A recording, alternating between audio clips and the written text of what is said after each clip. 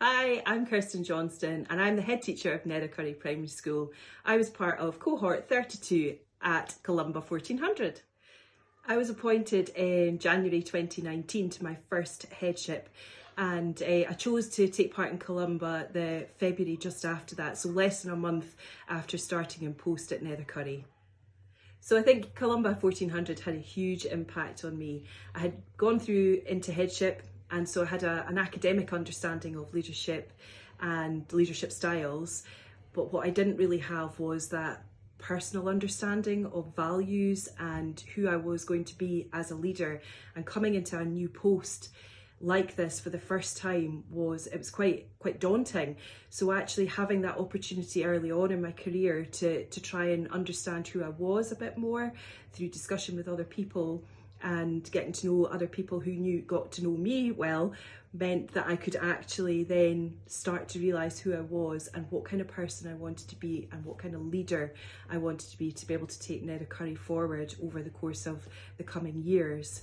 I think that something that was quite, I suppose, really pertinent for me as well was I'd always struggled a little bit with my self-belief and my I suppose my worthiness to be a head teacher as well. But Columba gave me a different kind of confidence, and I think I came back and I felt that I was able to cast aside that imposter syndrome a little bit and to actually have a bit more faith in myself, because I knew that actually what was driving me was the values that I discovered that I actually did have.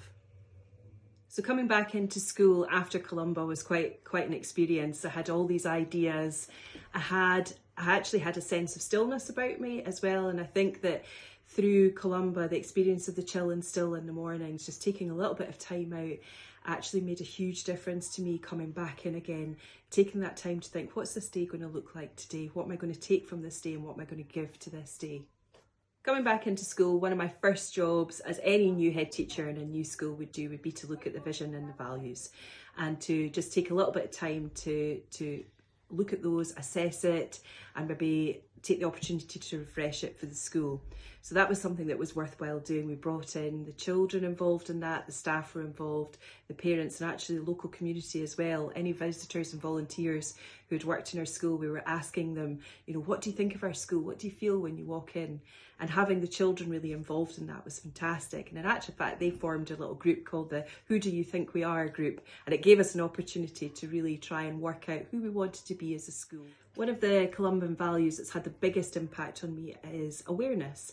And I think as a school leader, it's really important that you have really good awareness. You need to be aware of what's going on in people's lives, aware of your children and your families and what they're going through. But you also need to be there for your staff as well, and they need to feel that they've got your ear and that they have time that they can come in and talk to you. And I think that has had a huge impact for us as a school. So through modelling that, I think that we've got to a position now where the staff are aware that they need to be giving time to the children and to each other as well. And I think that that's had a huge impact for all of us. So one of the things that's had a huge impact on me again was the use of inspirational quotes. There was lots of quotes came up at Columba 1400, and I went away from that with a new passion. And actually, in a very short space of time, I managed to fill a board in my office with quotes that really spoke to me. But what was lovely as well was that when people come into my office, there's something there for everybody.